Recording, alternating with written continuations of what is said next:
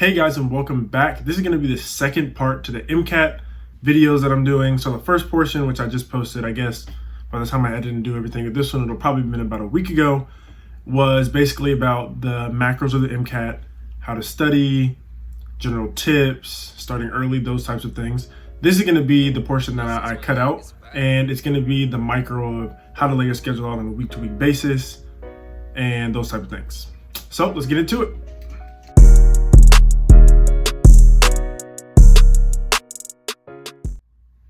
All right, so before you actually begin laying out your schedule in terms of the hour to hour for the week, you need to set a goal for first of all, how many hours you want to do, and then when you're planning on taking the MCAT. So I have here, I kind of looked it up. This is not an Educate Cafe, but you could probably look it up and find other things as well to see how many hours do you really need in order to be successful on the MCAT. So how many hours do you really need to be successful on the MCAT? And when you look at it, so you can see here, they're talking about 300 hours, 300 to 350, 200 to 300, and 500. So I can tell you guys, I spent about, I'm gonna say a little over 200, probably close to about 230 hours studying for the MCAT. Now again, I didn't get like a 528 or anything crazy, but that was sufficient for me in order to get above the 500 that I needed for EMSSP. So that's a personal goal you have to lay out before actually starting your studying. So then, this is basically a mock schedule that I laid out for you guys of things that I would have been doing during my junior year, the spring semester. So just to show you what I have here, so obviously we have the days of the week, we have the times, and I am an early person. That's like when I get work done. So it starts at 6, ends at 6. I was not doing any additional work after 6 p.m. So in the blue, we have my classes. So I was only taking medical micro, anatomy and physiology, and a few other classes. The black text is mostly just like general things, so like when I would wake up, breakfast, lunch, those types of things. And then the green were just, I'm just calling them other miscellaneous sections. So working out, church, and those types of things. So before you even begin to figure out how much you want to study, lay out a schedule so that you can understand what's realistic for you to do and what's not going to be realistic. I would also say when you're planning out this schedule, make sure you're only including the things that you absolutely have to do, because like it or not, the MCAT is a big responsibility. You're going to have a lot of hours taken up by the MCAT. So all the things that you want to do, you're not necessarily going to be able to include in this list. So just the things that are absolutely mandatory is what's going to go in this to start. Okay, and then you also want to include, so you can see on the right hand up here, I have the time until test day. So that's an important part that you want to think about. The minimum hours that you want to plan to do each week. And the way that I'd recommend doing this, and we'll kind of go more into this as I explain, but you want to give yourself a little bit of wiggle room, because every time that you say you need to study for the MCAT is not necessarily going to be the full-time studying, because other things come up. You might oversleep, you might have another urgent homework assignment, you might have to study for a test, other things come up. So give yourself a little bit of wiggle room. And so that's why you can see here, I put 15 hours per week out of 18. And you'll see that a little bit more as I explain. And then again, here I just put what my goal is. The total hours that I'm trying to get to is about 210. So that's going to be the end goal by the end of this. All right, so you can see the gaps that I have here. So Sunday and Saturday are the biggest gaps. And then I also have small gaps pretty much every day during the week, with larger ones on Tuesday and Thursday. And so what you got to do is, based on your schedule, I'm just going to start deleting these, is you want to start putting in times that you could do the MCAT.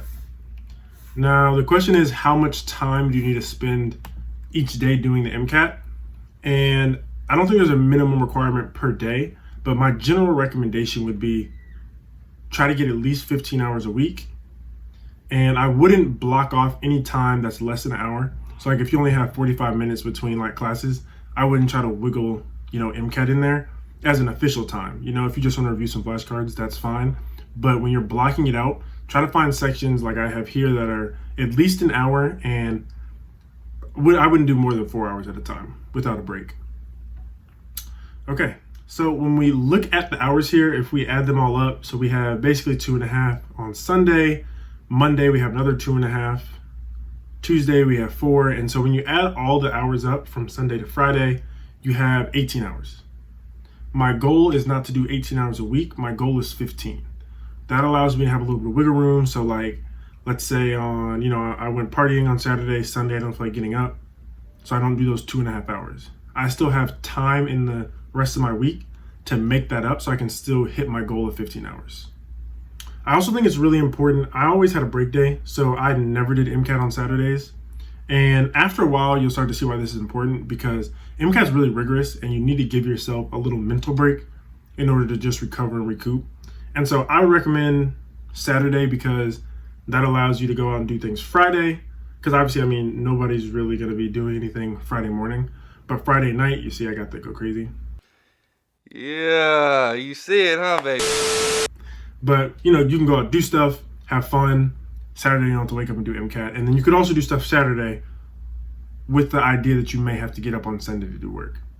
So this is in general how I would plan out the bulk schedule. Give yourself a little bit of wiggle room, plan it out every day. All right, so we've talked now a little bit about like how to lay your weeks out. Now what you want to do is we're going to talk about how to break down each day of MCAT setting that you're doing. And so in the other video, I mentioned that there are basically 3 components that I consider to studying for the MCAT. One would be the content learning, and that's where, again, you're gonna, things that you don't know. So like if there are questions you just don't know what they're asking about, you're gonna go in and learn those things. Questions are kind of self-explanatory. I use mainly UWorld, but they have a lot of questions out there, and that's just actually doing the MCAT questions, practicing how to answer them, how to find information in the passage, how you want to break down sections of the MCAT, those types of things. And then we also have review. And review is just like flashcards, practicing retrieval of information that you've learned prior. And so I just used Tuesday because I had a good 4-hour window here. So for Tuesday, we had 8 to 12, it's a 4-hour gap. And so this is, at least at the beginning, how I'd recommend breaking down your time. And so you always want to start with questions because that's going to be what you're learning about for the day. And if you're using UWorld, they have a question. It's kind of like a timer.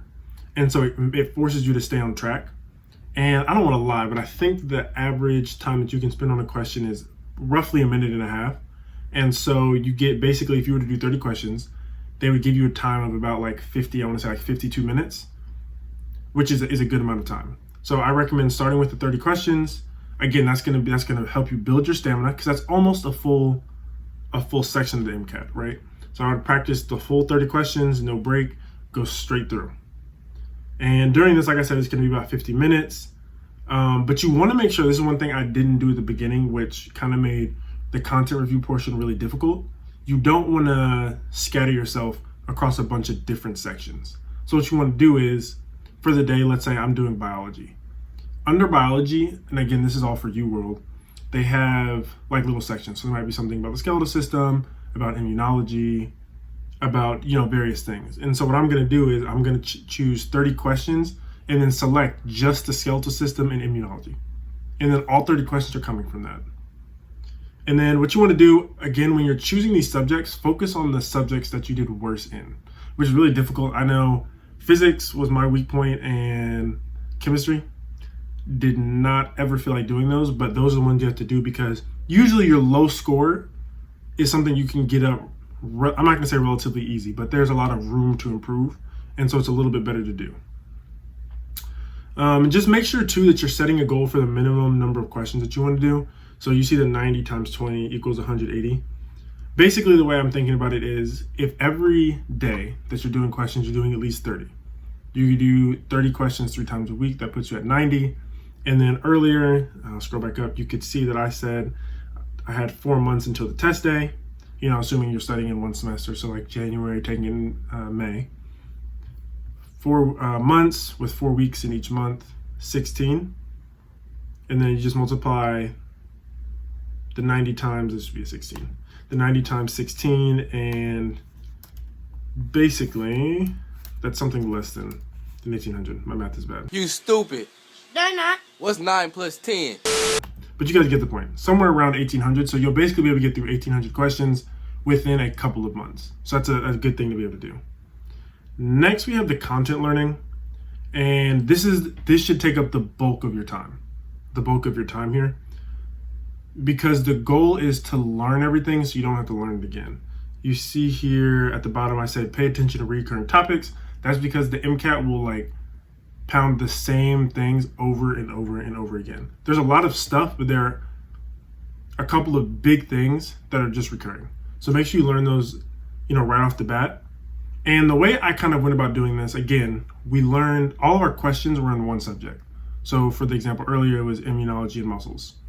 And so I would skim the missed questions and maybe write down key points, like, how does contraction occur?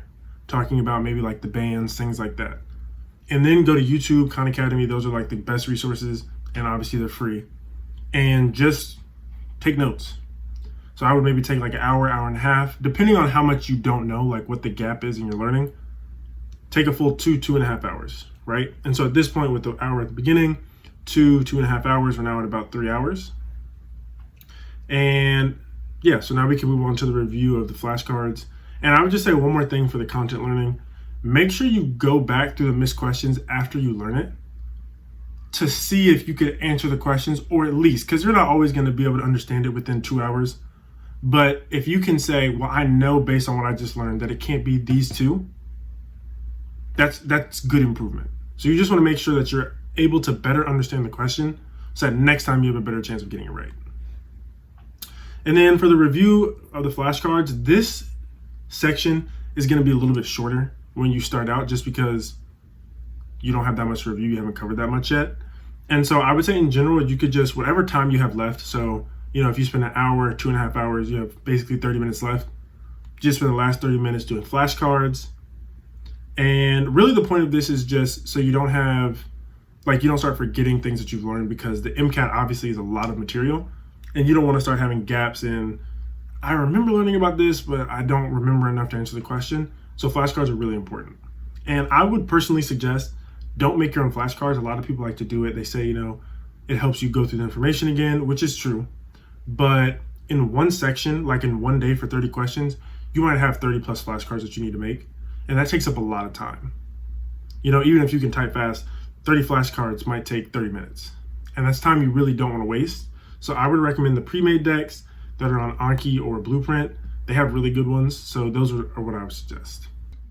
All right, that brings us to the end of this video. I hope it was helpful for you guys. I know planning things out is a struggle that I had when I was starting to prep, because it's just so much stuff. But I hope this was able to give you guys kind of at least a foot in the door for how you can prepare for the MCAT and lay out your schedule. If you did like the video, make sure you like it, comment, and subscribe. And with any questions, like I said this in the last video, YouTube kind of sometimes doesn't send me the notifications. So you can always DM me on Instagram with questions that you guys have. I'll see you guys next time.